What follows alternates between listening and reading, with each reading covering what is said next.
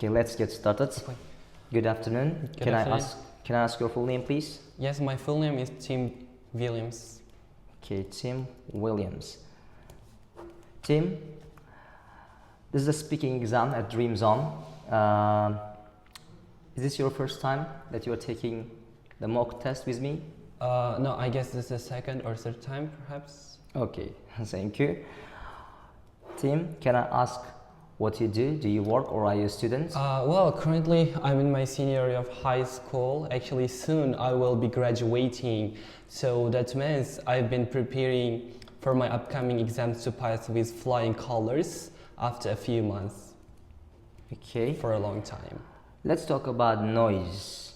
Do you mind noisy places? As we live in a modern society, I mean, kind of, which is full of with noise, actually, I don't mind that. However, it depends on its type. If it's, let's say, related to cars or perhaps children's crying, I cannot stand, honestly. What types of noises are common where you live? I guess the most common noises would be construction. That's related to construction, and also cars, because you know that many factories and also the, let's say, high-rise buildings have been erected for a long time. That means, yeah, I guess mostly that kind of sounds. Okay. What is the noisiest place that you have ever been to so far?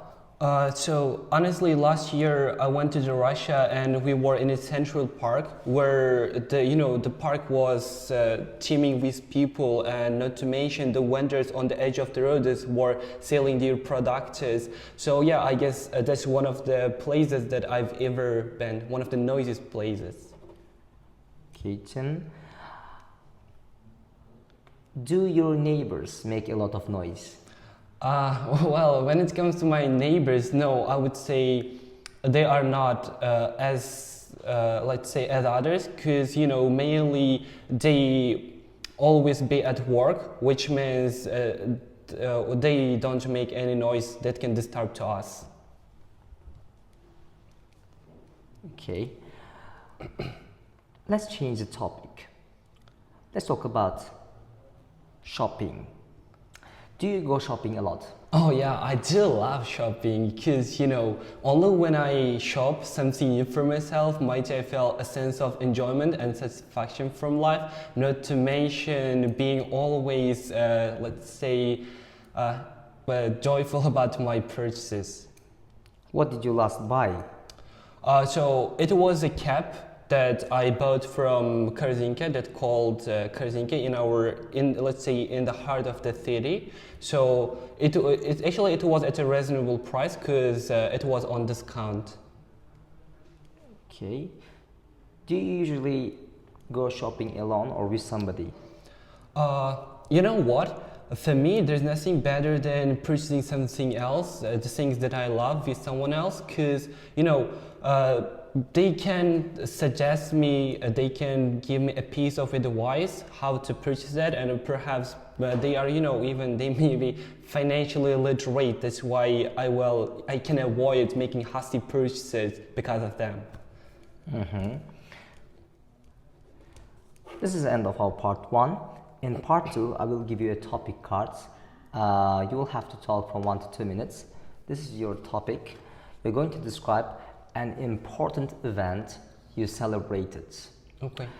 Here's a piece of paper and Have a pen. a pen to take your notes.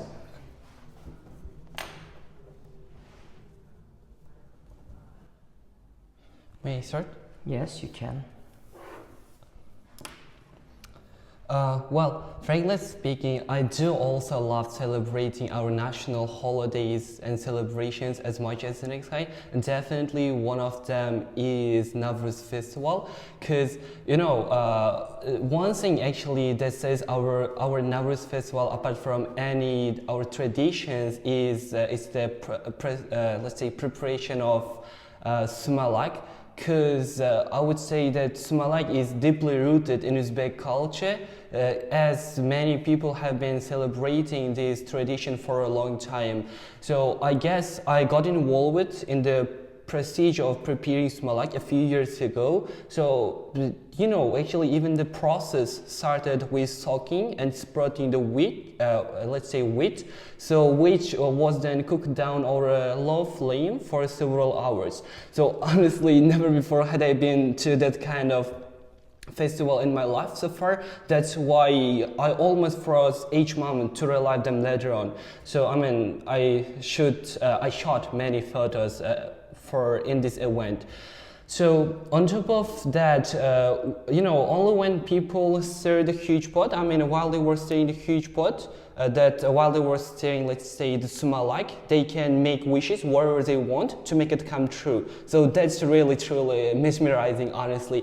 So what I found really impressive about this event was how it can, let's say, foster a sense of community spirit and also shared culture, because, you know, when it's ready, people share sumalak to the people, I mean, to the people who live near them. So yeah, I distinctly believe that if it weren't for this festival, neither would I have learned about the process of preparing our sumalak, nor tasted such a scrumptious, our traditional dish that called sumalak, let's say. So yeah, that's why that's one of the most festivals that I've ever celebrated in the countryside. Thank you. What about you? Do you trust that those wishes that you have made while preparing sumalak will come true? Like I said, you know, it's deeply rooted in our culture, which means also our ancestors celebrated that event. So yeah, I'm pretty sure about our wishes actually. Okay. That we make. Now, in part 3, I will ask you the questions related to the topic of festivals, traditions, and customs. Okay. Do you think that people are becoming more similar today compared to the past? Sorry, could you repeat the question? Do you think that people of today are becoming more and more similar to each other in terms of customs, traditions, and whatever you may say, right, compared to 20 or 30, maybe 50 years ago? So, honestly, I don't know ins and out of this situation, but to the best of my knowledge, I would say that many countries are being homogenized, because I mean, many cultures are being more and more similar to each other. As you know, people travel to another countries and they try to integrate in that alien culture by also not only by let's say adopting to their culture, their traditions, but also they offer kind of their traditions. Perhaps I would say that's why they are becoming more similar. Perhaps. Is it good or bad? So I don't know honestly, but it depends on the situation, because from a side that it may lead to loss of our cultures, right? Because Exactly. just we lose our identity, which can set us apart from another countries. However, on top of that, when it comes to, let's say, it's positivist, perhaps it can foster a sense of community, right? Because people make a collective effort with each other, and that definitely can enhance their let's say understanding. Are there any festivals that are not celebrated today but used to be celebrated in the past? Let me think honestly. About that, perhaps I cannot vividly remember about past events that were celebrated around 20 years ago, because I was so young. But I don't know honestly. I guess none of them have been, but let's say, endangered. Do you think that some of the traditions in Uzbek culture or customs or the traditional products or food, as you said, sumalak, celebrating such events or traditions will be lost in the coming 10 or 15 years? So I guess sumalak is on the verge of being almost, you know, endangered, because it's mostly celebrated and prepared in the countryside, where that people, those, let's say, who live in the metropolitan and urban settings, are not highly likely to engage in that kind of activities as they have a hectic lifestyle. I don't know again. So, however, Sumarak is one of them, I would say. How can we bring those endangered, as you said, festivals or traditions back to our young people? Oh, interestingly enough, because recently I read insightful and thought-provoking article about on this matter. So it said like only when we, let's say, engage in more that kind of activities, and the government governing bodies, if let's say encourage them to let's say engage in that kind of traditions more, definitely we can enhance and also bring our traditions back. Thank you. This is the end of our speaking exam, Tim. Okay. Now let me give you some tips, feedback about your speaking. I think your speaking is quite good at this moment. One of your strengths is your fluency and idea generation. I don't see problems. In part 3 there were the questions that you got into trouble, right? Because you had no idea, and still, right, you had something to tell, right? You said that, oh, I have never thought about it before, or I have, because I was too young, so I cannot say exact, right? I cannot provide any festivals, exactly.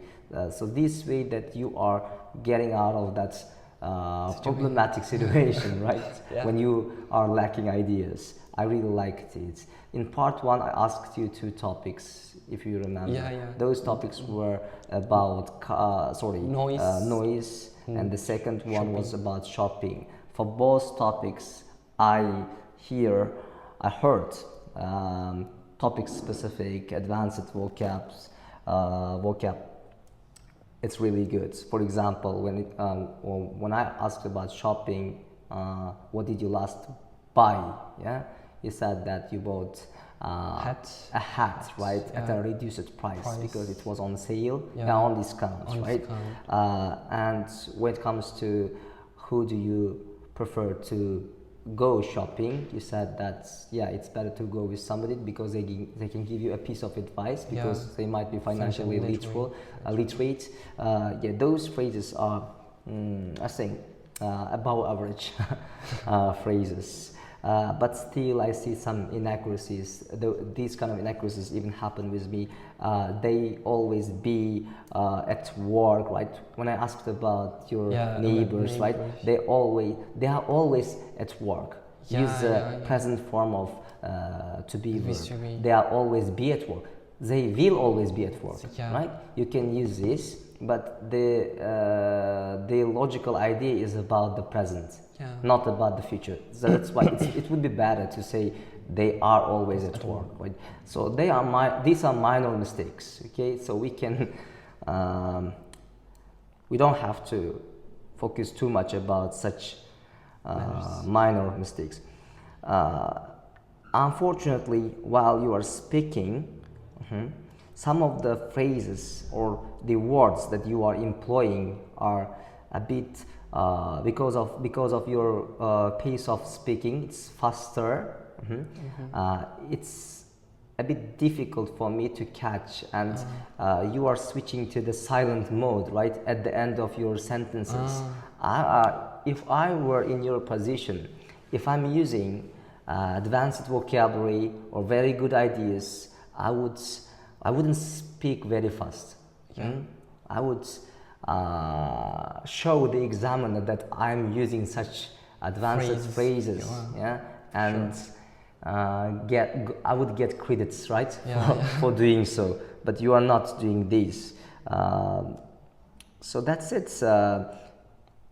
Some of the ideas in part 3 are very good, with lots of specific words. For example, when I asked, are people becoming similar or different, you said that's similar, especially because of the technology.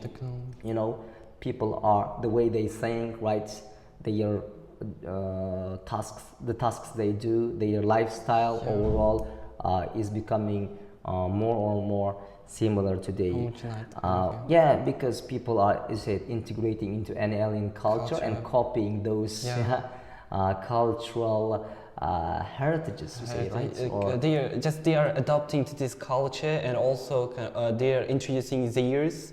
By doing that, they are just being mixed. People becoming united. Yeah.